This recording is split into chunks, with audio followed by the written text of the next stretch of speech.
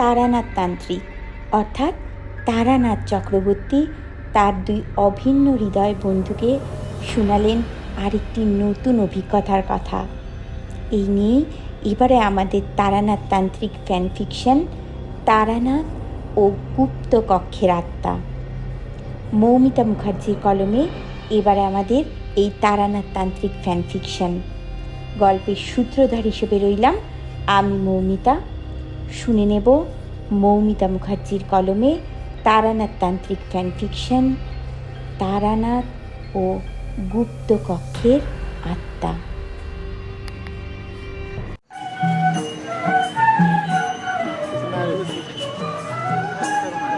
আজ চারুলতার বিয়ে। সকাল থেকে গায়ে হলুদ সহ বিয়ের নানাবিধ সম্পন্ন হয়েছে। বিয়ে বাড়ি বলে কথা, গ্রামের সব মহিলারা হাতে হাতে সব কাজ করে দিচ্ছে। অনাথ চারুলতার মা বাবা কেউ নেই। সে মামা বাড়িতেই মানুষ। যেমন নরম স্বভাব তার, তেমনই স্নিগ্ধ তার রূপ। গ্রামের যে কোনো কাজে সে 10 হাত লাগিয়ে সেই কাজ উদ্ধার করত। সে কারোর বাড়িতে বিয়েই হোক কি গ্রামের পুজোর কাজই হোক। জমিদার বাড়িতে দুর্গা পুজোর কাজ সে একলা হাতেই সবটা সামলাত। নিঃসন্তান জমিদার মশাই চারুকে ভীষণই স্নেহ করতেন। জমিদার বাড়িতে তার অবাধ প্রবেশ ছিল। সেই চারুলতার বিয়েতে জমিদার মশাই নিজে দাঁড়িয়ে থেকে সবটা তদারক করছেন। ছোটবেলা থেকেই চারুর বিয়ে ঠিক হয়ে রয়েছে এই গ্রামেরই ছেলে পরেশের সাথে। পরেশকে জমিদার মশাই তার শিরেস্তার কাজে লাগিয়েছেন হিসেব রক্ষক হিসেবে। অত্যন্ত সততা ও দক্ষতার সাথে সে সেই কাজ করে চলেছে। কাজেই জমিদার মশাইয়ের দায়িত্ব উভয় পক্ষের জন্যই সমান। একদিকে কন্যা সম চারু, আর অন্যদিকে শিরেস্তার খাস কর্মচারী পরেশ। গায়ে হলুদের পর্ব মিটিয়ে চারুকে বধূ বেশে সাজাতে নিয়ে গেল গ্রামের বউ মেয়েরা। লাল বেনারসি, সোনার গয়না, লাল চিলি আর চন্দনে চারুর রূপ খুলল দ্বিগুণ। গ্রামের মেয়েরাই তার দিক থেকে চোখ ফেরাতে পারছে না।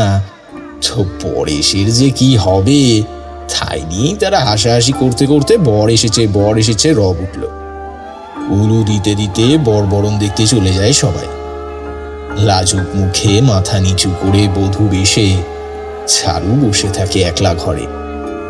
বরকে দেখে হাসাহাসি করতে করতে মেয়ে বউরা আসে চারুকে খবর দিতে। কিন্তু এ কি, চারু কোথায়? চারুকে কোথাও পাওয়া যাচ্ছে না যে। কলঘর, পুকুর পাড় কোথাও নেই চারু।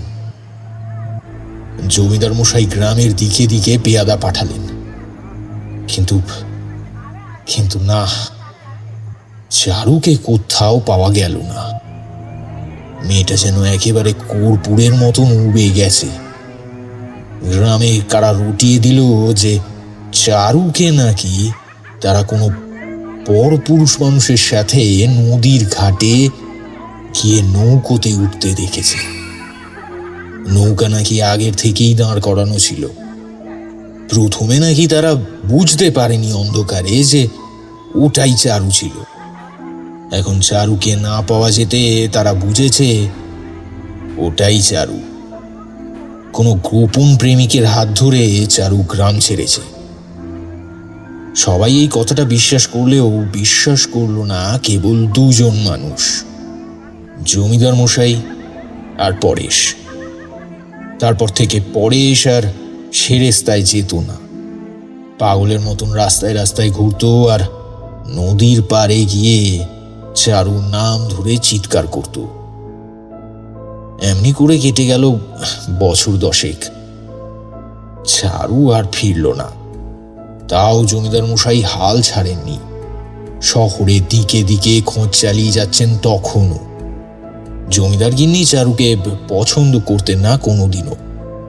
শুধুমাত্র জমিদার মশাইয়ের ভয়ে চুপ করে থাকতেন। নিঃসন্তান জমিদার গিন্নির মনে অপত্য স্নেহের বদলে ছিল সকলের জন্য ঘৃণা আর বিদ্বেষ। এতগুলো বছর পরেও যখন চারু ফিরল না, তখন মহিলা মণ্ডলের রুক্ষ স্বরে তিনি বলতে লাগলেন, একদিন কুলোটা কুলটাকে মাগির জন্য ওনার বুক যেন একেবারে ফেটে যাচ্ছে। ছ্যাঁচা ছ্যাঁচা ছ্যাঁচা ছ্যাঁ। বলে বিয়ের দিনকে তোকে পালাতে হলো, হারামজাদি মেয়ে। আর আমার স্বামীটাকে দেখো, তিনি যেন একেবারে শোকে দুঃখে পাথর হয়ে রয়েছে। একদিন সকালে গ্রামবাসীরা বটতলায় উন্মাদ পরেশকে ঝুলতে দেখল। কিছু মানুষ চোখের জল ফেলল, কিছু মানুষ পরেশকে নিতান্তই বোকা আখ্যা দিয়ে উপহাসের পাত্র করে তুলল। কিন্তু যাকে নিয়ে এত শোরগোল, সেই চারু রয়ে গেল অধরাই। কিন্তু তারপরে শুরু হলো গ্রামে অভিনব সব ঘটনা। তার ভয়ঙ্করতা এতটাই যে শিউরে উঠতে হয়।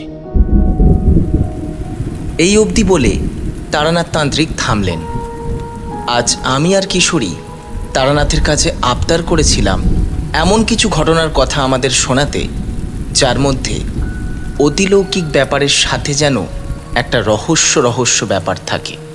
আমরা আবদার করব, আর তারানাথ তান্ত্রিকের ঝুলিতে আমাদের আবদার মেটানোর উপকরণ থাকবে না। সেটা কি হতে পারে? একে তো এই শীতের রাত, তারপর ঝমঝমিয়ে বৃষ্টি, গল্প জমে উঠেছে পুরোপুরি। চারি এসে ইতিমধ্যেই 1 রাউন্ড চা তেলে ভাজা সহ মুড়ি সরবরাহ করে গেছে। কিশোরী কিছুটা অধৈর্য হয়ে বলে উঠল, আজ কিন্তু আপনি কেমন যেন একটা ছাড়াভাবে গল্প বলছেন। গল্প মানে অভিজ্ঞতার কথা বলেছি। এই যে ঘটনাটা শুরু করলেন, এটা তো আপনি নিজের চোখে দেখেননি। সেটা কে বললো আপনাকে? কিভাবে জানলেন, না জানলেন, সেই সব না বলে আপনি সোজা নদী পেরিয়ে নদীর ঘাটে ল্যান্ড করে ফেললেন। পাসিং শোয়ের প্যাকেট থেকে একটা সিগারেট বের করে তাতে একটা লম্বা শুকোটান দিয়ে তারানাথ কিশোরীর দিকে একটা অবজ্ঞার দৃষ্টি হেনে খুক খুক করে কেশে বললেন,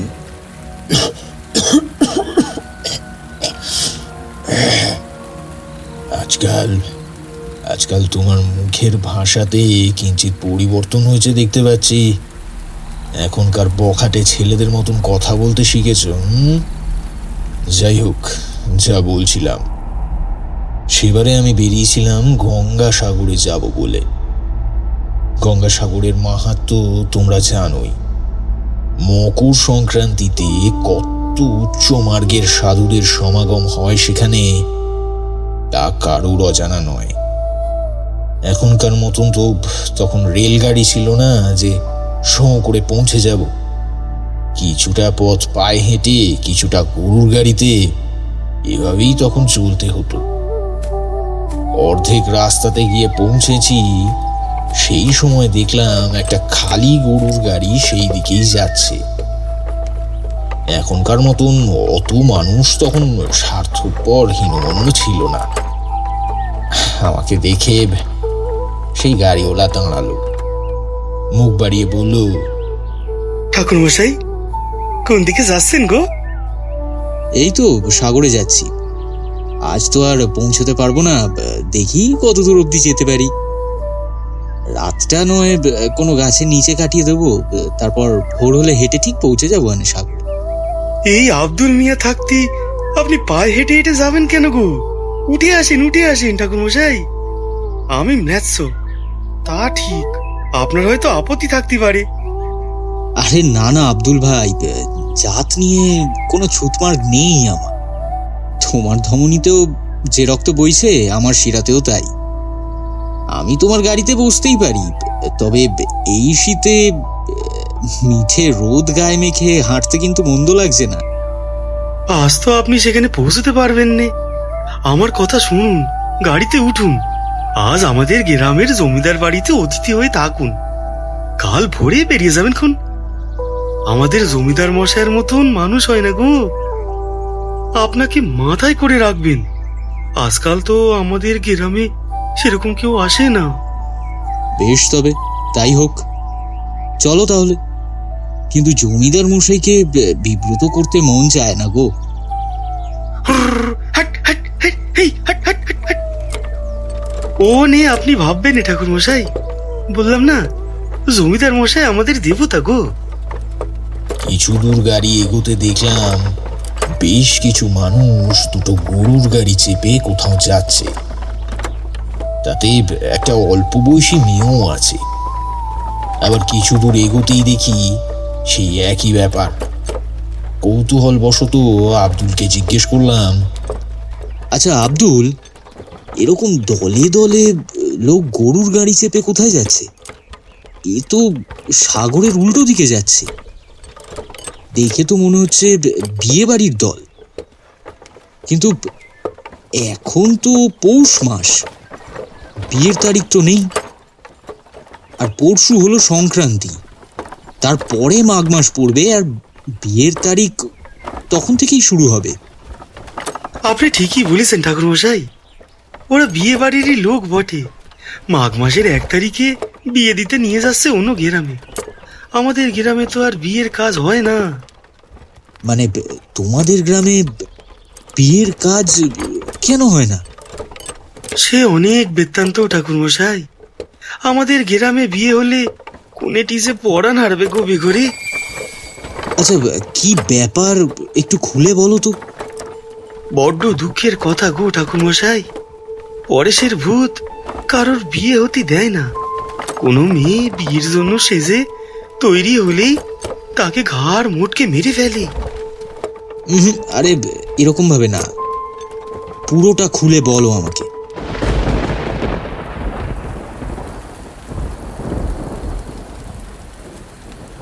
তারপর সে ওই বৃত্তান্ত আমাকে শোনালো। ওই যা তোমাদের আমি শোনালাম এতক্ষণ, সেটাই। কিন্তু আপনি তো ভয়াবহ ঘটনা বলে থেমে গেলেন। পুরোটা না বললে বুঝবো কেমন করে? থাক, আমি আবার বেশি কিছু বললে আপনি আমাকে আবার ওই হাল ফিলের যেসব বখাটে ছেলে আছে তাদের সাথে তুলনা করবেন। আহ, কি হচ্ছে কিশোরী, তুমিও দেখি কম যাও না। থামো একটু, ওনাকে বলতে দাও। গালগপ্প বলে অবজ্ঞাও করবে, আবার বলতে দেরি হলে অধৈর্যও হয়ে পড়বে। দুটো তো একসাথে হয় না ভায়া।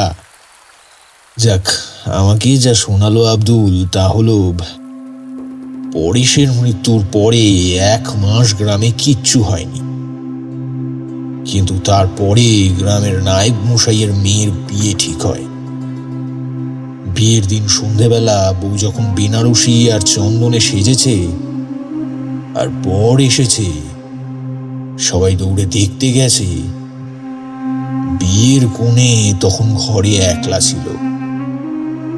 সবাই যখন ফিরে আসে, এসে দেখে এক বীভৎস দৃশ্য। বিয়ের কোণে ঘাড় মুটকে পড়ে আছে বিছানাতে, চোখ ঠেলে বেরিয়ে আসছে।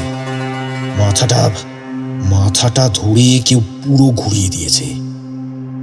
কোনো মানুষের পক্ষে তা করা সম্ভব নয়, তা দেখেই বেশ বোঝা যাচ্ছে। তাও কেউ কেউ ব্যাপারটাকে বিশেষ আমল দিল না, কারণ নায়েব মশাই ব্যক্তিটি খুব একটা সুবিধার ছিলেন না। তার উপর বিস্তর লোকের রাগ ছিল। অনেকেই তো এই মতো প্রকাশ করলো যে কেউ অথবা কারা ব্যক্তিগত কোনো শত্রুতা থেকেই এই জিনিসটা করেছে।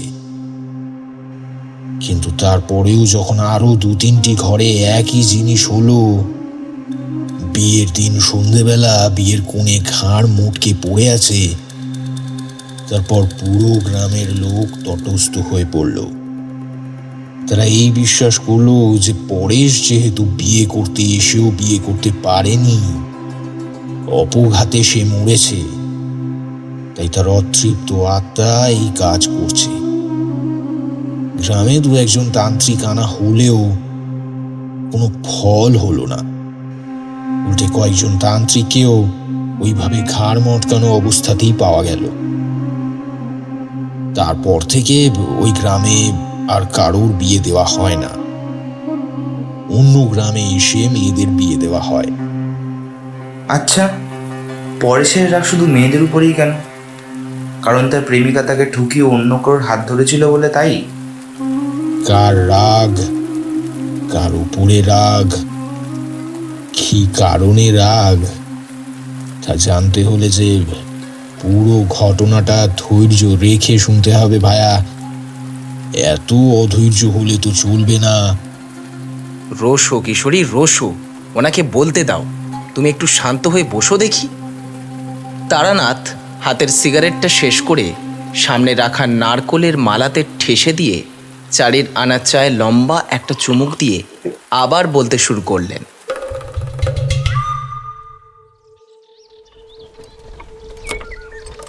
আমাকে নিয়ে তো আব্দুল চলল জমিদার মশাইয়ের বাড়ির উদ্দেশ্যে।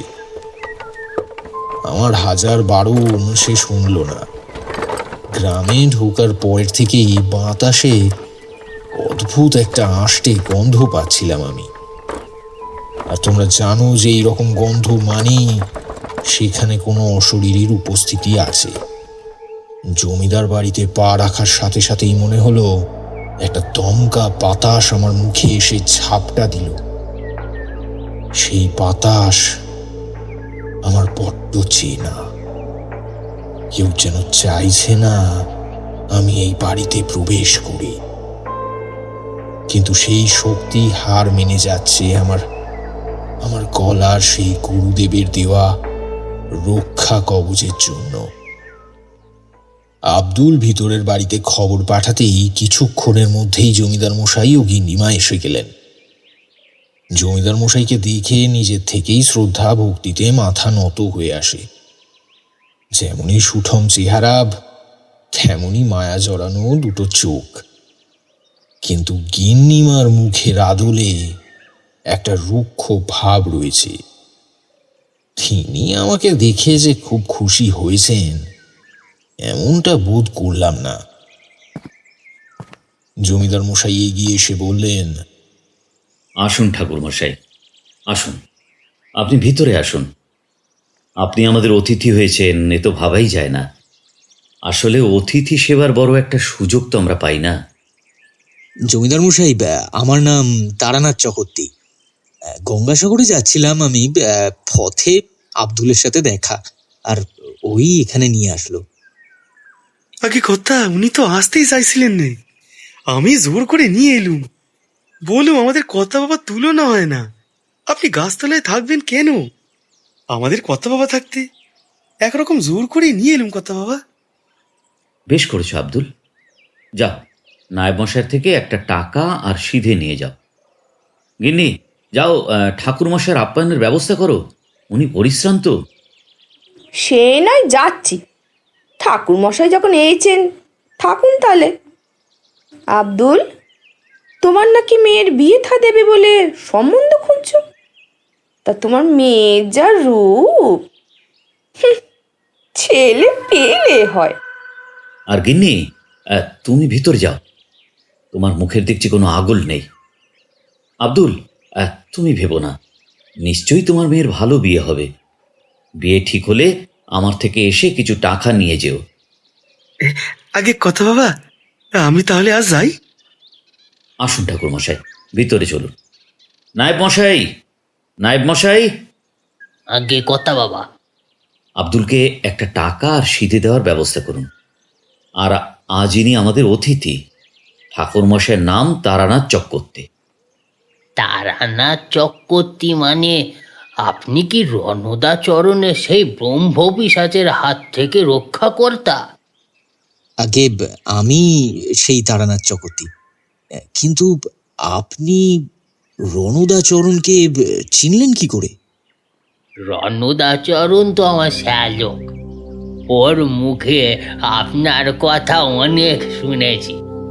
আজ আপনি আমাদের অতিথি হয়ে এসেছেন, এ আমাদের পরম সৌভাগ্য।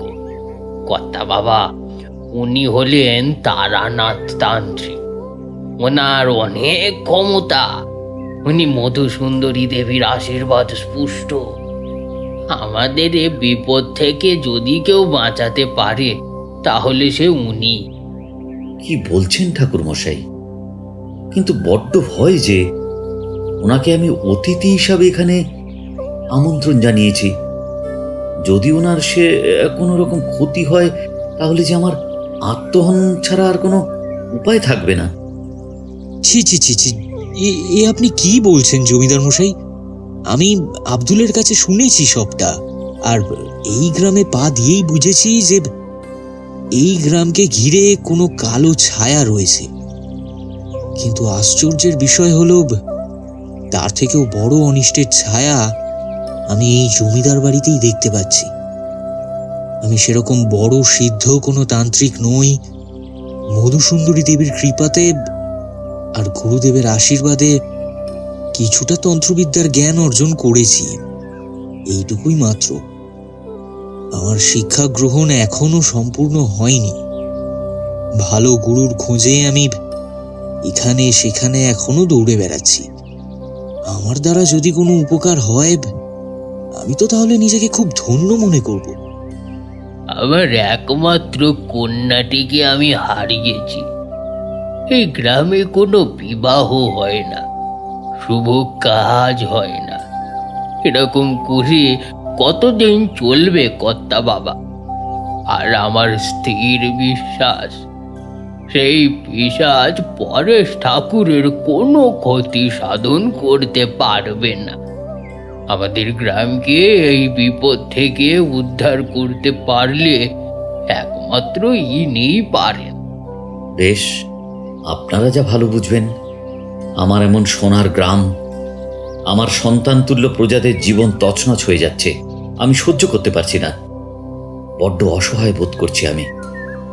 কিন্তু ঠাকুরমশাই, কোনো সময় বিপদ বুঝলে আপনার যদি মনে হয় এই কাজটি আপনি করবেন না, তাহলে সেই মুহূর্তে আপনি ছেড়ে দেবেন। আমাদের কথা মোটেই ভাববেন না। প্রাণের ভয় পালিয়ে আমি যাব না জমিদার মশাই। প্রাণের মায়া আমি অনেক আগেই ত্যাগ করেছি। যদি আমার দ্বারা এই কাজটি না হয়, তাহলে আমি আপনাকে সেটা খোলাখুলি জানিয়ে দেব। তার আগে একটা কথা আমি শুধু জানতে চাই, আপনি চারুলতার খোঁজ একেবারেই পাননি?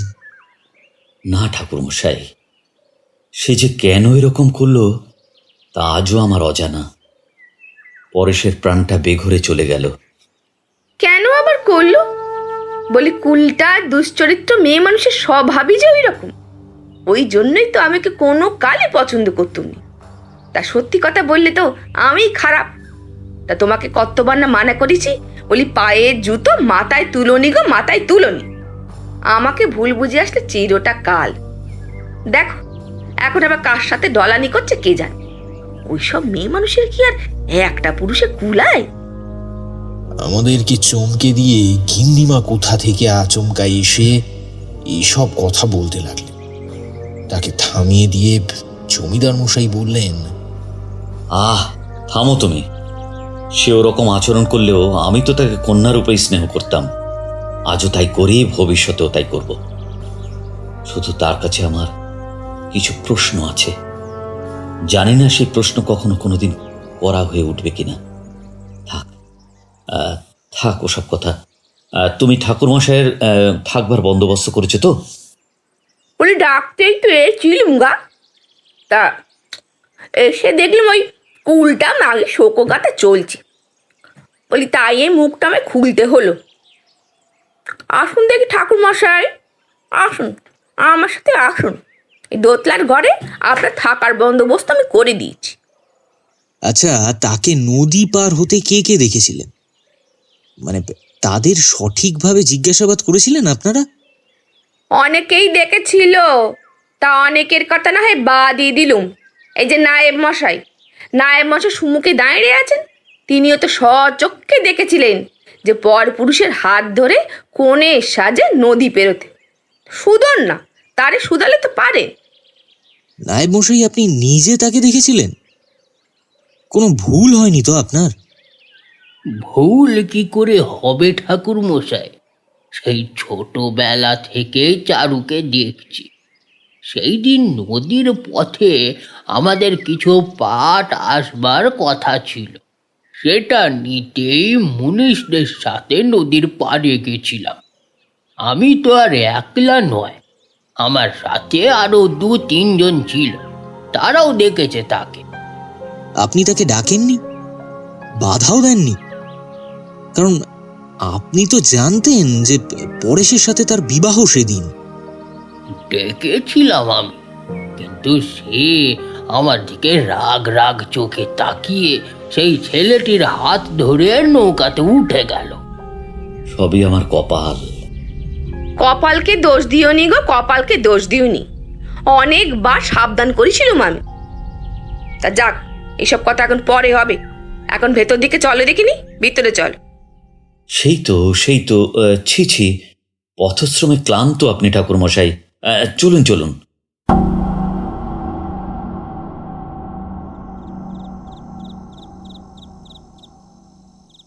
আমার থাকবার ব্যবস্থা হলো দোতলার একটি ঘরে। ইলাহি ব্যবস্থা। আরামপ্রদ পালঙ্ক, ঘরের সাথে লাগোয়া কলঘর, বিশ্রামের সব রকম বন্দোবস্ত পরিপূর্ণ সে কক্ষে। স্নান সেরে ঘরের লাগোয়া একটা ঝুল বারান্দায় এসে দাঁড়ালাম। চারিদিকে নিশ্ছিদ্র অন্ধকার।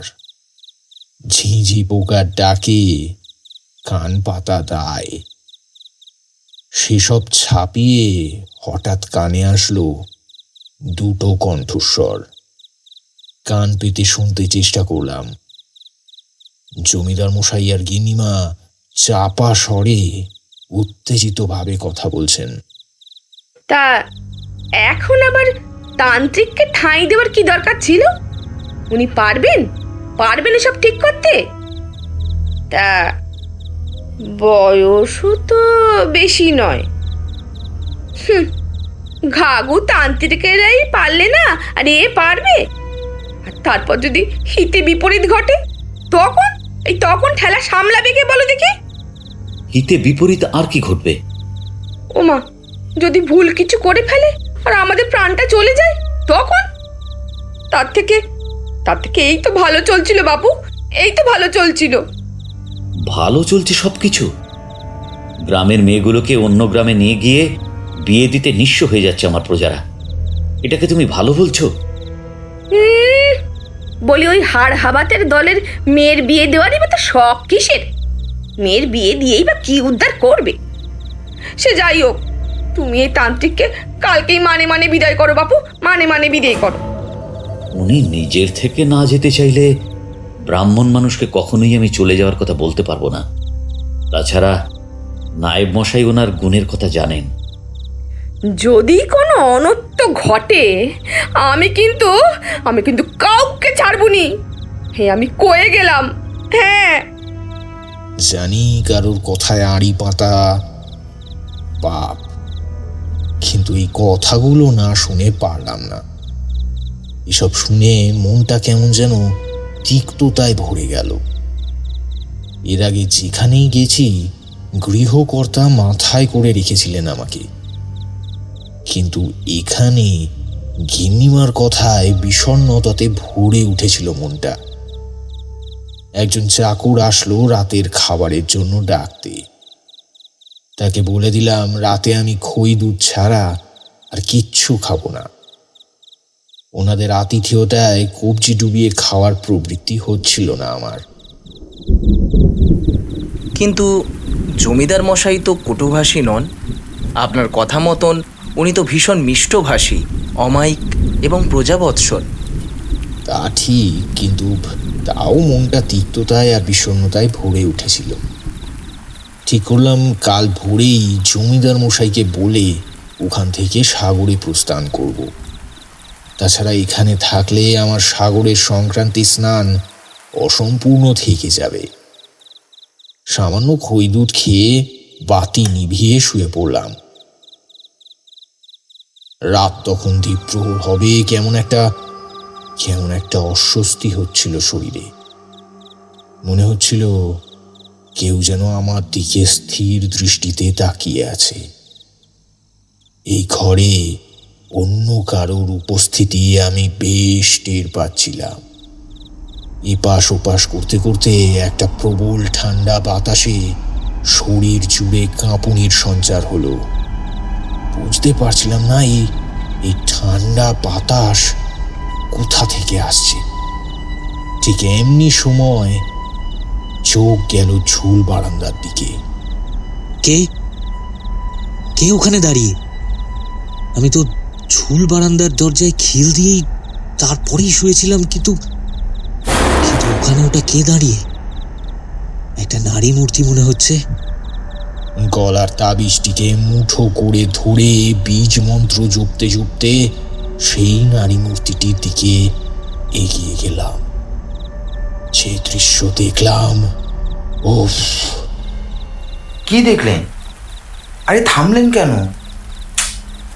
এই আপনার এক দোষ ঠাকুরমশাই, সঠিক সময় এলেই আপনি চুপ মেরে যান। দেখলাম এক অপূর্ব রূপবতী এক নারী মূর্তি, নববধূর বেশে সুসজ্জিতা, আমার দিকে স্থির দৃষ্টিতে তাকিয়ে আছে। নিশ্চিদ্র অন্ধকার কেটে গিয়ে তখন আকাশে চাঁদ উঠেছে। চাঁদের আলোয় স্পষ্ট দেখলাম তার চোখে কি কাতর দৃষ্টি, মুখটায় কি অদ্ভুত মায়া জড়ানো। কি এই নারী আর এই ঝুল বারান্দায় আসলোই বা কিভাবে? আমি দ্রুত পদে এগিয়ে গেলাম বারান্দার দিকে, কিন্তু কই, সেখানে তো কেউ নেই। পর মুহূর্তেই পিছন ফিরে দেখি নারী মূর্তি দাঁড়িয়ে আছে ঠিক আমার বিছানার পাশে। বুঝলাম কোনো মায়াবিনীর খপ্পরে পড়েছি আমি, কিন্তু সে তো আমার কোনো ক্ষতি করছে না। মায়াবিনীরা তো এত সময় দেয় না, নিমেষের মধ্যে শেষ করে দেয়। আমি এগিয়ে গেলাম বিছানার দিকে, সে তখন চলে এলো আবার ঝুল বারান্দায়। আমি চিৎকার করে উঠলাম, কে তুমি? কি চাও তুমি? তুমি কি তুমি কি কিছু বলতে চাও আমাকে? আমাকে আমাকে বলতে চাও কিছু? বলো তাহলে। মুহূর্তের মধ্যে বিদ্যুৎ চমকের মতন মাথায় খেলে গেল একটা চিন্তা। তবে কি আমি যা ভাবছি তাই? এ কি চারুলতা? সব হিসেব কেমন যেন গোলমেলে হয়ে যাচ্ছে। সে তো ব্যভিচারিণী। সে কিভাবে? সব গোলমাল হয়ে যাচ্ছিল, আমার সব গোলমাল হয়ে যাচ্ছিল। তাকে আমি জিজ্ঞেস করলাম, তুমি কি চারুলতা? জবাব দাও, তুমি কি সে? আকাশ বাতাস কাঁপিয়ে সে অট্ট হাসি করে উঠল।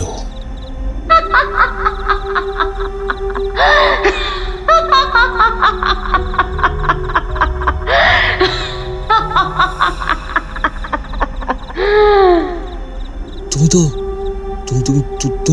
তো ব্যভিচারিণী। তুমি তো পরপুরুষের হাত ধরে চলে গেছিলে। সেই হাসির দমক যেন বেড়েই চলল, কিন্তু তারপরে সেই অট্ট হাসি ক্রমশ বিষাদে পরিণত হলো। তারপর সেই বিষাদ পরিণত হলো এক বুক ফাটা আর্তনাদে।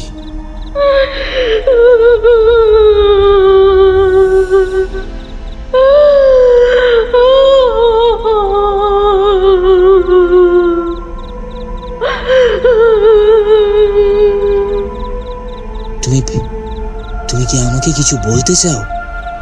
তাহলে বলো। একটু একটু করে অদৃশ্য হয়ে গেল সেই নারী মূর্তি। তারপরে আমার আর কিছুই মনে নেই।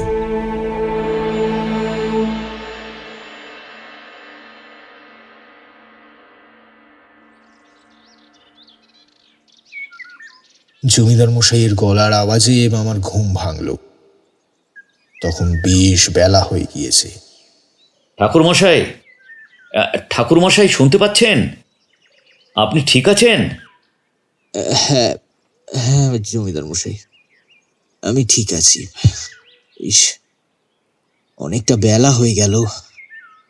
আপনি উঠছেন না দেখে আমি চিন্তায় পড়ে গেছিলাম।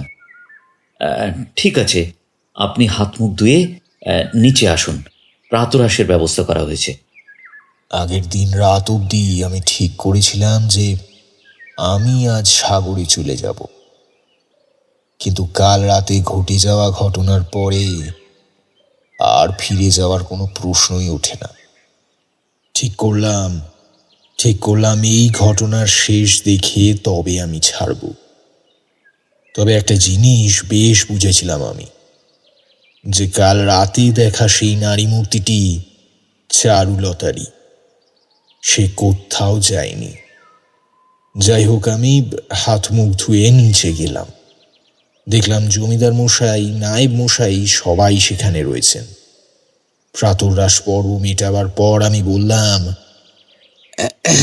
জমিদার মশাই, আমার কিছু কথা ছিল আপনার সাথে। হ্যাঁ হ্যাঁ, বলুন ঠাকুরমশাই। জমিদার মশাই, আমার কিছু জিনিসের থেকে বিশ্বাস হয়েছে যে চারুলতা ব্যভিচারিণী নয়, আর না সে পরপুরুষের হাত ধরে কোথাও গিয়েছে। কিন্তু ঠাকুর মশাই, আমি যে নিজের চোখে তাকে দেখেছিলাম। এই অনেক সময় না নিজের চোখে দেখা জিনিসও বিভ্রান্তি সৃষ্টি করতে পারে, কিন্তু আমি 100% নিশ্চিত যে সে কোথাও পালায়নি। আর আমার এমনটা মনে হওয়ার কারণ এই মুহূর্তে আমি আপনাদের সামনে বলতে পারছি না। সঠিক সময় এলে নিশ্চয়ই বলবো। তাহলে সে কোথায় আছে? সে ঠিক আছে তো? আমার মনও মানছিল না জানেন, কিন্তু বেশ কিছু লোক তাকে পালাতে দেখেছে। তাই আর আপনি শুধু এইটুকু বলুন যে সে ঠিক আছে তো? জমিদার মশাই, আমার স্থির বিশ্বাস যে যে চারুলতা আর বেঁচে নেই। বেঁচে নেই? কি বলছেন কি আপনি? রণদাচরণের মুখে আপনার সুখ্যাতির কথা শুনেছিলাম আমি, আর তাই জন্যই আপনার উপর আমার বেশ আস্থা জন্মেছিল। কিন্তু এখন যে দেখছি সে সব অতিরঞ্জিত করেই বলেছিল। আমার নিজের চোখে দেখা ঘটনাকে আপনি বেমালুম মিথ্যে বলে দাবি করছেন দেখছি। আপনি শান্ত থাকুন নায়েব মশাই। অনেক সময় মানুষের চোখের দেখার ভুলও তো হতে পারে। সেদিন আমাদের কোনো ভুলই হয়তো হয়েছিল, কারণ আমি আজও মনে প্রাণে বিশ্বাস করি আমার চারু অমন কাজ করার মেয়ে নয়। যাদের যাদের মেয়েদের অপঘাতে বিয়ের দিন মৃত্যু ঘটেছিল, আমি একবার তাদের বাড়িতে যেতে চাই জমিদার মশাই। তাদের থেকে কিছু কথা আমার জানবার আছে। যতক্ষণ না আমি সেসব জানতে পারছি, এই সমস্যার সমাধান করা আমার পক্ষে অসম্ভব। আপনি নিশ্চয়ই যাবেন। আমি একটি পেয়াদাকে আপনার সাথে দিয়ে দিচ্ছি। সে আপনাকে ওই দুর্ঘটনা ঘটে যাওয়া সকলের বাড়িতে নিয়ে যাবে। জমিদার মশাইয়ের পাঠানো পেয়াদাদের সাথে সেই সব বাড়িতে আমি গেলাম, যাদের মেয়েরা বিয়ের দিনে কনের সাজে ওই বীভৎসভাবে মৃত্যুবরণ করেছিল। তাদের সাথে কথা বলে একটা আশ্চর্য জিনিস জানতে পারলাম আমি, যে কজন গ্রামবাসীর মেয়েরা মারা গেছে সেই সব গ্রামবাসীরা প্রত্যেকেই চারুলতার পালিয়ে যাওয়ার ব্যাপারে প্রত্যক্ষদর্শী ছিল বলে দাবি করেছে। ব্যাপারটা শুনে আমার বড্ড খটকা লাগলো। ওই দিন নায়েব মশাইয়ের মেয়েও যে মারা গেছে, সেই নায়েব মশাই ছিলেন প্রধান প্রত্যক্ষদর্শী। আমি সকলের সাথে কথা বলে জমিদার বাড়িতে ফিরে গেলাম। কোথা থেকে আমি এই সমস্যার সমাধান করব কিচ্ছু বুঝে উঠতে পারলাম না। পরেশ যেখানে আত্মহনন করেছিল সেই জায়গাটাও দেখে আসলাম, কিন্তু আশ্চর্যের বিষয়, সেখানে আমি কোনো রকম অশুভ কিছুর উপস্থিতি টের পেলাম না। গ্রামের দিকে যা হয়, লোকের মুখে মুখে রটে যায় নানা গল্প কথা। অনেকে বলতে লেগেছিল যে তারা নাকি অনেকেই পরেশের ভূতকে এই খুনগুলো করতে দেখেছে, কিন্তু আমার সিদ্ধান্ত হলো যে পরেশের অতৃপ্ত আত্মা বহু আগেই মুক্তি লাভ করেছে, তার দ্বারা এই কাজ সম্ভব নয়। নানা তথ্য সংগ্রহ করে আমি যখন ফিরলাম, তখন মনের মধ্যে আমার ঝড় উঠেছে। আমি যা ভাবছি তা যদি সত্যি হয়, তবে এই বাড়িতে ঘোর অনিষ্ট কিছু ঘটে গেছে। স্নানাহার সেরে চুপ করে বসে বসে ভাবছিলাম আগে যে কিভাবে এগোনো যাবে। ঈশ্বরের কাছে প্রার্থনা করছিলাম পথ দেখাতে। এমন সময় ঝড়ের গতিতে ঘরে প্রবেশ করলেন গিন্নিমা। শুনলাম আপনি নাকি পাইক পেয়াদা নিয়ে গ্রামের সব ঘর ঘুরে বেরিয়েছেন। আপনি বোধহয় একটু ভুল শুনেছেন গিন্নিমা। আমি সব ঘর ঘুরিনি। যাদের বাড়িতে হত্যাকাণ্ড ঘটেছে তাদের সাথে কথা বলার দরকার ছিল, তাই তাদের বাড়িতেই গিয়েছিলাম শুধু। এসব কাজ বন্ধ করুন আপনি। আমি চাই না আপনি আর কোনো তন্তর মন্তর প্রয়োগ করুন এই গ্রামে। কাল আপনার সাগরের স্থান আছে, যে উদ্দেশ্যে বেরিয়েছিলেন সেই কাজটাই করুন। কাল সূর্যোদয়ের আগে আপনি এখান থেকে চলে যাবেন, আর আপনার যাওয়ার ব্যবস্থা আমি করে দেব। কিন্তু ক্ষমা প্রার্থী গিন্নিমা, আমি জমিদার মশাইয়ের অনুরোধে এখানে আছি, আর তার অনুরোধেই আমি এই গ্রামবাসীদের বিপদ থেকে কাটানোর জন্য উপায় বের করার চেষ্টা করছি। কাজেই উনি যতক্ষণ না নিজের থেকে আমাকে এখান থেকে চলে যেতে বলবেন ততক্ষণ যে আমি যেতে পারবো না গিন্নিমা। বেশ, তাহলে এই আপনার শেষ কথা? আগে গিন্নিমা, এইটাই শেষ কথা। বেশ, তবে এই কাজের জন্য যদি আপনার প্রাণহানি ঘটে, তার জন্য কিন্তু আমরা কোনো রকম ভাবে দায়ী থাকবো না। আমি কিন্তু আপনাকে আবারও সাবধান করছি, আপনি চলে যান এখান থেকে। আমার মতন একটা তুচ্ছ প্রাণ চলে গেলে কারোর কোনো ক্ষতি হবে না গিন্নিমা, কিন্তু এই তুচ্ছ প্রাণ দিয়ে যদি কোনো মানুষের কোনো রকম উপকারে আসতে পারি, সেটাই কি সবচেয়ে বড় কথা নয় গিন্নিমা? আর কোনো কথা না বলে গিন্নিমা চলে গেলেন ঘর থেকে। কিন্তু আমার মনের মধ্যে একটা অদ্ভুত শঙ্কা কাজ করতে লাগলো। আমি বেশ বুঝতে পারছিলাম সেই রাতে কিছু একটা হবে। আমার মনের মধ্যে জমে থাকা সব অন্ধকার দূর হয়ে যাবে। এসব ভাবতে ভাবতেই রাতের আহার সম্পন্ন করে আমি এসে বিছানাতে শুয়ে পড়লাম। আজ আমি ঝুল বারান্দার দরজাটা আটকালাম না। পৌষ মাসের শীত হু হু করে ঠান্ডা বাতাস ঢুকতে লাগলো ঘরের মধ্যে। আমি আপাদ মস্তক লেপ মুড়ি দিয়ে অপেক্ষা করতে লাগলাম কখন সে আসবে। আজ নিশ্চয়ই সে এমন কিছু দেখাবে যার থেকে আমার সামনে নতুন দ্বার উন্মোচিত হবে। এসব ভাবতে ভাবতে কখন যে চোখটা লেগে গেছিল বুঝতে পারিনি। রাত তখন দুপ্রহর হবে। অদ্ভুত একটা খসখসে আওয়াজে আর কালকের মতোই ওই অস্বস্তি নিয়ে ঘুমটা ভেঙে গেল। চোখের থেকে লেপটা সরাতেই দেখলাম সে এসেছে। আজ সে দাঁড়িয়ে আছে আমার পায়ের কাছে। বিশ্বাস করো তোমরা, বিশ্বাস করো, আমি আজ আর কোনো রকম ভয় পেলাম না। আমি বেশ বুঝতে পারছিলাম যে এ আমার কোনো অনিষ্ট সাধন করতে পারবে না। সেই এক গা গয়না, লাল বেনারসি, চন্দনে অদ্ভুত মায়াবী রূপ তার। পায়ে পড়া মলের আওয়াজ তুলে সে এগিয়ে গেল দরজার দিকে। আমি মোহচ্ছন্নের মতন তাকে অনুসরণ করতে লাগলাম।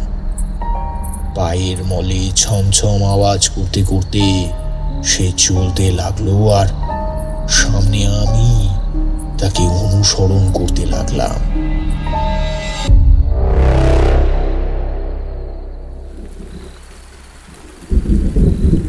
কিন্তু এই মলের আওয়াজ আর কেউ শুনতে পাচ্ছিল না, কারণ জমিদার বাড়িতে কত দাসদাসী লোকজন, সবাই তো একসাথে ঘুমোতে পারে না। কারোর না কারোর কানে তা যাবেই। না, আর কেউ শুনতে পাবে না, কারণ তোমরা বোধহয় ভুলে গেছো গুরুদেবের আমাকে প্রদান করা সেই বিশেষ ক্ষমতা, যার দ্বারা আমি অতিলৌকিক জগতের সাথে খুব সহজেই যোগাযোগ স্থাপন করতে পারি। আমি আমার বিশেষ ক্ষমতার দ্বারা যেসব অতিলৌকিক জিনিসের দর্শন করতে পারি, সাধারণ মানুষ তা পারবে না। যাই হোক, আমি তাকে অনুসরণ করে এগিয়ে চললাম। সে আমাকে সিঁড়ি দিয়ে নিচে নামিয়ে নিয়ে চলল সদর দরজার দিকে।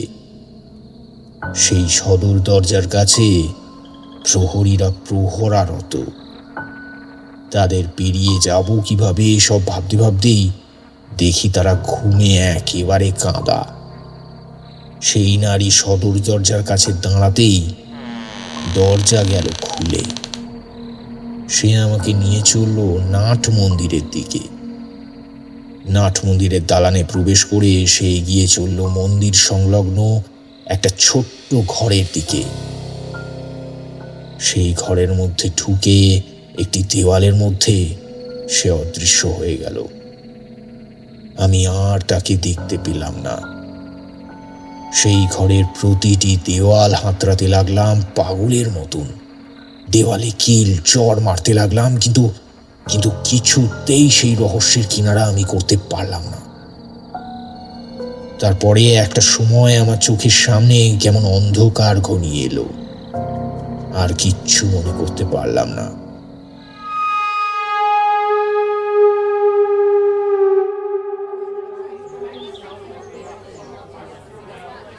পরদিন অনেক লোকের চিৎকারের শব্দে আমি চোখ মেললাম।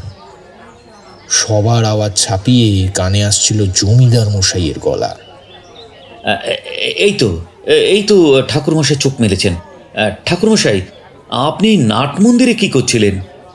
চোখ কচলে দেখলাম আমাকে নাট মন্দিরের দালানে শোয়ানো হয়েছে, আর আমাকে ঘিরে রয়েছে অনেক মানুষ। ঠাকুরমশাই, আপনি ঠিক আছেন তো? এই কেউ গিয়ে ঠাকুরমশাইয়ের জন্য গরম দুধ নিয়ে আয় তো। এই ঠান্ডায় এভাবে নাট মন্দিরের ঘরে আপনি কি করছিলেন? বেলা গড়িয়ে গেল, আপনি ঘুম থেকে উঠছেন না দেখে আমি নিজে গিয়েছিলাম আপনার ঘরে আপনাকে ডাকতে। গিয়ে দেখলাম আপনি নেই সেখানে। আশঙ্কা হলো আপনার কোনো বিপদ হলো কিনা।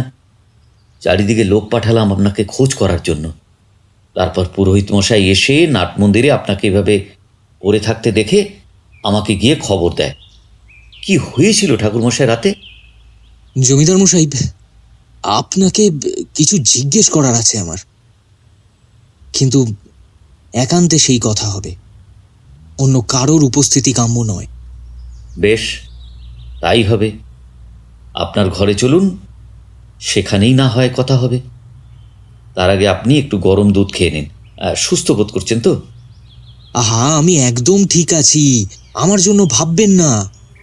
আপনি চলুন, আপনার সাথে আমার খুব জরুরি কিছু কথা আছে। আজ হলো মকর সংক্রান্তি, মকর সংক্রান্তির পুণ্যতিথি। আজই যা করবার আমাদের করতে হবে, কিন্তু কিন্তু তার আগে আপনার অনুমতি লাগবে। অনুমতি? সে তো আপনাকে দেওয়াই আছে।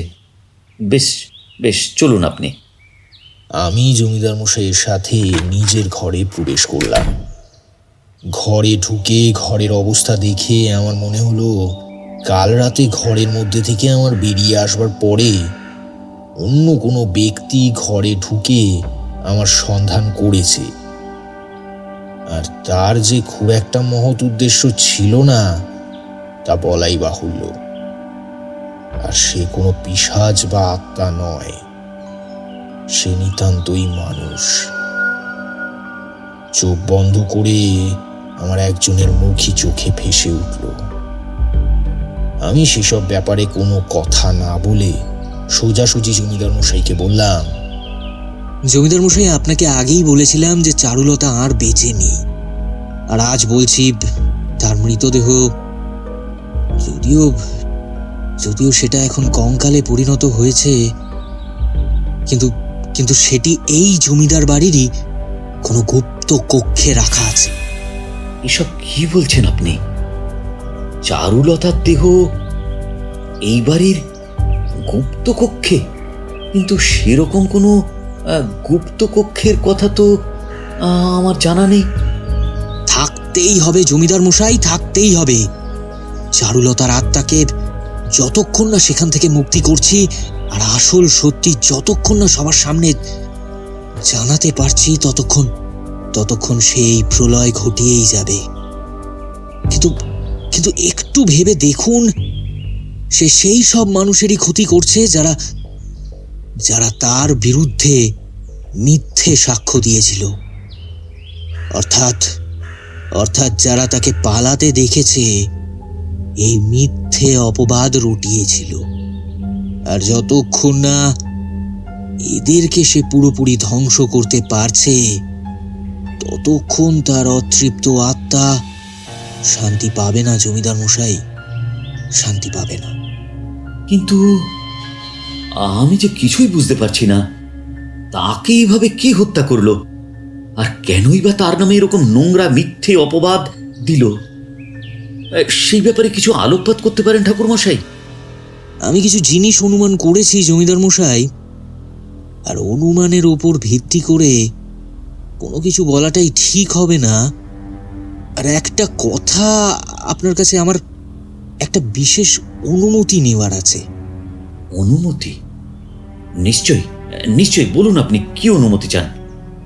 জমিদার মশাই, আমি মন্ত্র বলে তাকে আহ্বান করলে সে আসবে, কিন্তু কিন্তু তারপরে সে চিরতরে মুক্তি লাভ করবে। কিন্তু কিন্তু মুক্তি লাভ করার আগে সে এমন দুজন মানুষকে চিহ্নিত করে দিয়ে যাবে যার জন্য আপনার পৃথিবী বদলে যেতে পারে, আর তাদের প্রাণহানি না ঘটিয়ে সে মুক্তি লাভ করবে না। আর তার জন্য আমার বিশেষ যজ্ঞ করতে হবে আজ রাতের চাঁদ উঠবার আগেই। আজ রাত দ্বীপ প্রহরে চাঁদ উঠবে পশ্চিম আকাশে, আমার গণনা তাই বলছে। সেই চাঁদ উঠবার আগেই আমার যজ্ঞ শেষ করতে হবে। আপনি কি আমাকে এই যজ্ঞ করবার অনুমতি দিচ্ছেন? আপনার কথায় যদি সত্যতা থাকে ঠাকুর মশাই, আমার চারু মায়ের যদি এই পরিণতি সত্যি হয়ে থাকে, তাহলে যারা এর সাথে যুক্ত তাদের আমি ছাড়ব না। আপনি আপনি যজ্ঞের প্রস্তুতি নিন, আজই হবে সেই যজ্ঞ। জমিদার মশাই, আমার অনুমান ওই নাট মন্দিরের আশেপাশেই সেই গুপ্ত কক্ষ রয়েছে। আচ্ছা, একটা কথা বলুন তো, নায়েব মশাইয়ের পূর্বপুরুষরাও কি আপনাদের নায়েব ছিলেন? হ্যাঁ, ছিলেন তো। ওনারা বংশানুক্রমে আমাদের জমিদারি নায়েব ছিলেন। এই নায়েব মশাইয়ের পিতা, তার পিতা, এইরকম 4 পুরুষ ধরে ওনারা আমাদের অনুগত। তাহলে আপনি নায়েব মশাইকে জিজ্ঞেস করুন ওই গুপ্ত কক্ষের কথা। আমি নিশ্চিত উনি জানেন, তবে সহজভাবে বলবেন বলে আমার মনে হয় না। আপনি জমিদার মানুষ, আপনি জানবেন যে কিভাবে কথা আদায় করতে হয়। যত শীঘ্র সম্ভব আপনি শুধু এটুকু করুন, বাকি আমি দেখছি। কি বলছেন আপনি ঠাকুর মশাই? নায়েব মশাই এই কাজের সাথে যুক্ত? উনি তো অত্যন্ত অনুগত আমার। এরকম কোনো বিশ্বাসঘাতকতা উনি করতে পারেন? উনি হয়তো আপনাদের থেকেও বেশি অনুগত অর্থের লোভ দেখিয়ে কেউ তাকে দিয়ে এই কাজ করিয়ে থাকতে পারে। আপনি সত্তর ব্যবস্থা করুন, আর আমার সাথে বিশ্বস্ত কাউকে একটা দিন যে এই যজ্ঞের উপাচার সংগ্রহে আমাকে সাহায্য করবে। তার আগে আপনি নায়েব মশাইয়ের সাথে কথা বলুন। জমিদার মশাইয়ের প্রশ্নবাণের মুখে ভেঙে পড়ল নায়েব মশাই। সে গিয়ে গুপ্তকক্ষের দরজা দেখিয়ে দিল। পাইক নিয়ে জমিদার মশাই নিজে ঢুকলেন সেই কক্ষে। নাট মন্দিরের দালানের দক্ষিণ কোণে যে কক্ষের সামনে গিয়ে সেই নারী মূর্তি অদৃশ্য হয়ে গিয়েছিল, সেখানেই একটি দেওয়ালে একটা লোহার ছোট্ট হাতল চোখে পড়ল। সেটা এমন ভাবে রয়েছে দেওয়ালের সাথে, ভালো করে না দেখলে তা চোখে পড়ে না। হাতলে জোরে চাপ দিতেই ঘর ঘর শব্দে সরে আসে দেওয়ালটি। আমি জমিদার মশাই আর 2 পাইক নিয়ে ঢুকলাম সেখানে। ভ্যাপসা গন্ধে শ্বাস নিতে কষ্ট হচ্ছিল। অন্ধকার সয়ে আসতে লণ্ঠনের আলোতে চোখ পড়ল অদূরে বেনারসি আর গয়না গায়ে একটা কঙ্কাল বসে রয়েছে। সেটি দেখেই জমিদার মশাই ঢোকরে উঠলেন। চারু, চারু, চারু, এ তো আমার চারু মা। সেই বেনারসি, সেই গয়না, তোর এই অবস্থা কি করলো মারে? আর এতগুলো বছর ধরে কত মিথ্যা অপবাদ তুই সয়ে এসেছিস। তোর মামাদের লোকজন এক ঘরে করে দিয়েছে। কত কষ্ট পেয়েছিস, যন্ত্রণা পেয়ে তুই এই পৃথিবী ছেড়েছিস মা। তুই পৃথিবী ছেড়ে চলে গেছিস। আপনি শান্ত হন জমিদার মশাই। এই কক্ষে যা দেখলেন, এই কথা আপনাকে আজ যজ্ঞের আগে অবধি গোপন রাখতে হবে। আমরা এই 4 জন ছাড়া আর যেন কেউ জানতে না পারে। আর নায়েব মশাইকেও আপনি ঘরবন্দি করে রাখুন। যজ্ঞের সময় তাকেও এইখানে আসতে হবে। যজ্ঞ আমি এই কক্ষতেই করব। আর হ্যাঁ, আপনি গিন্নিমাকেও এখানে নিয়ে আসবেন। তার থাকাটা অত্যন্ত জরুরি। বেশ, আপনি যা বলবেন তাই হবে।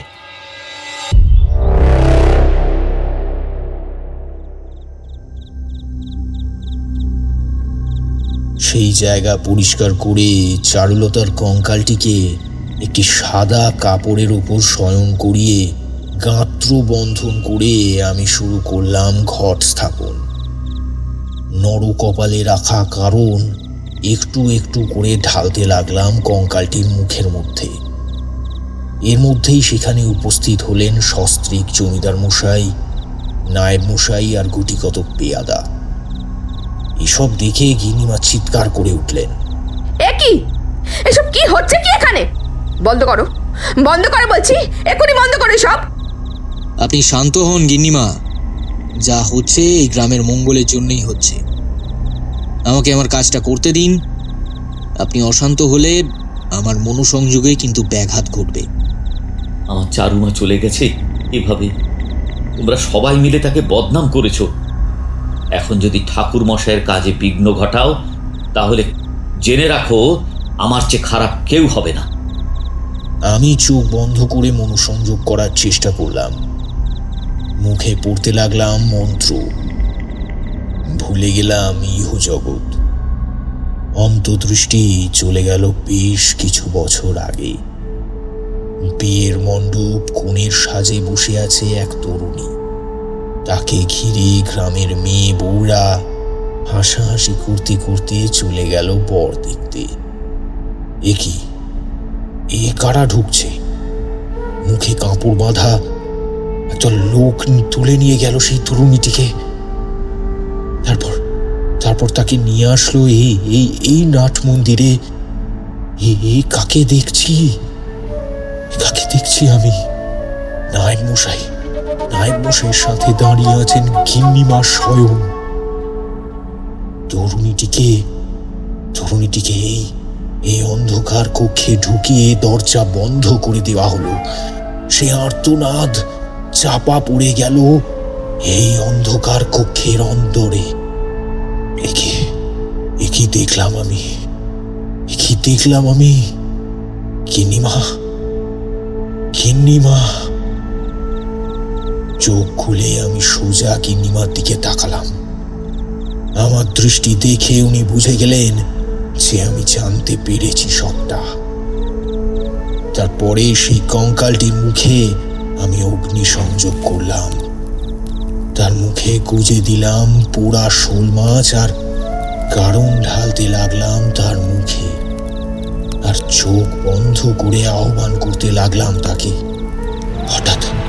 হঠাৎ চারিদিক উত্তাল করে ঘরের মধ্যে শুরু হলো এক প্রবল আলোড়ন। মনে হলো ভূমিকম্প হচ্ছে। সেই আলোড়নের মধ্যেই ধীরে ধীরে স্পষ্ট হতে লাগলো একটি নারীর অবয়ব। চারুলতা, তুমি এসেছো। আমি জানি তুমি এসেছো। তোমার সাথে যা যা ঘটেছিল সবটা আমি জানতে পেরেছি। কিন্তু তোমার সাথে যারা অন্যায় করেছিল তাদের তুমি শাস্তি দাও, কিন্তু কিন্তু পুরো গ্রামকে শাস্তি দিও না। আমি তোমার মুক্তি লাভ ঘটাতেই এসেছি। আমার মুক্তি তখনই হবে যখন এই দুটো শয়তানকে আমি শেষ করব। এই গ্রাম আমি তছনছ করে দেব। তোরা কেউ এদের রক্ষা করতে পারবি না। পুরো গ্রামকে ধ্বংস করো না চারুলতা। তোমার পিতৃসম জমিদার মশাই আছেন, তিনি তো তোমাকে এখনো প্রাণাধিক ভালোবাসেন। এমন সময় আমরা দেখলাম গিন্নিমার আর নায়েব মশাইয়ের শরীর মাটির থেকে উপরে উঠে যাচ্ছে। তারপরেই সজোরে তাদের শরীর জমিতে আঁচড়ে পড়ল। রক্তে ভেসে যাচ্ছে চারিদিক। ছটফট করতে করতে সেখানেই তারা শেষ নিঃশ্বাস ত্যাগ করলেন। আমি জমিদার মশাইয়ের দিকে তাকিয়ে বললাম, জমিদার মশাই, চাঁদ উঠবার সময় হয়ে গেছে, আর বেশি সময় হাতে নেই। আপনাকে যেরকম ব্যবস্থা করে রাখতে বলেছিলাম করেছেন তো? শ্মশান অবধি নিয়ে যাবার জন্য সময় নেই, হাত লাগান চটপট, নাহলে চারুলতার অতৃপ্ত আত্মা ধ্বংস করে দেবে এই গোটা গ্রামকে। আমরা ধরাধরি করে চারুলতার কঙ্কালটাকে নাট মন্দিরের দালানে দাহ করলাম। আমরা দেখলাম ধোঁয়ার মধ্যে দিয়ে তার সেই অতৃপ্ত শরীর ইহলোকের সব রাগ, দেশ, ঘৃণা বর্জন করে স্বর্গলোকে গমন করল। জমিদার মশাই ভেঙে পড়লেন একেবারে। ঠাকুরমশাই, আমার স্ত্রী এরকম জঘন্য কাজ কি করে করতে পারলো? ঠাকুরমশাই কি করে করতে পারলো? জমিদার মশাই, আমার ধারণা উনি আপনার চারুলতার প্রতি বাৎসল্য সহ্য করতে পারতেন না। সেই ঘৃণা এমন জায়গায় গিয়ে পৌঁছেছিল যে উনি এই কাজ করতে বাধ্য হন, আর নায়েব মশাইকে মোটা টাকা ঘুষ দিয়ে এই কাজটিও করান। শুধু এখানেই শেষ নয়, বাকি যে তান্ত্রিকেরা এই সব সত্যির কাছাকাছি পৌঁছতে চেষ্টা করেছিলেন তাদেরকেও এই দুজন মিলে হত্যা করে দোষ চাপিয়েছেন পরেশের আত্মার উপর। আমিও হয়তো বাঁচতাম না, আমাকে বাঁচিয়েছে চারুলতারই আত্মা। সে চাইছিল এই সত্যতা সকলের সামনে আসুক। ভোর হয়ে আসছে জমিদার মশাই, গুপ্তকক্ষের এই দুই মৃতদেহ সৎকারের ব্যবস্থা করুন। বড্ড মনটা খারাপ হয়ে গেল ঠাকুরমশাই। যাক, আজ তবে আমরা উঠি বলে ভারাক্রান্ত মন নিয়ে আমরা তারানাথের বাড়ি থেকে বেরিয়ে আসলাম।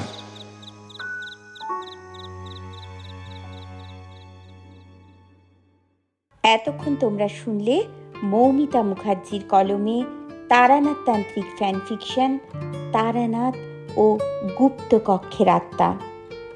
বিভিন্ন চরিত্রে যারা কণ্ঠদান করেছেন তারা হলেন, তারানাথের ভূমিকায় ছিল দেবায়ন, কথকের ভূমিকায় ছিল তনয়, কিশোরীর চরিত্রে কণ্ঠদান করেছে শুভ্রজ্যোতি, নায়েব মশাই হয়েছে অতনু, গাড়িওয়ালার ভূমিকায় ছিল হীরক, চারুলতা হয়েছে সোনালী, জমিদার মশাইয়ের ভূমিকায় কণ্ঠদান করেছেন তরুণকান্তি দা, জমিদার গিন্নি হয়েছে সোমা। কেমন লাগলো আমাদের নিবেদন? অবশ্যই কিন্তু কমেন্টস করে জানিও। ভালো খারাপ দুরকম কমেন্টসই আমরা মাথা পেতে নেব। আর আরেকটা কথা, আমাদের একটি নতুন হরর চ্যানেল হয়েছে, লাইসেন্স টু থ্রিল হরর। তোমরা অবশ্যই সেই চ্যানেলটিতেও শুনো, গা ছমছম করা ভয়ের গল্প সেখানে এসেছে। আজ তাহলে এইটুকুই। সকলে ভালো থেকো, সুস্থ থেকো আর শুনতে থেকো লাইসেন্স টু থ্রিল।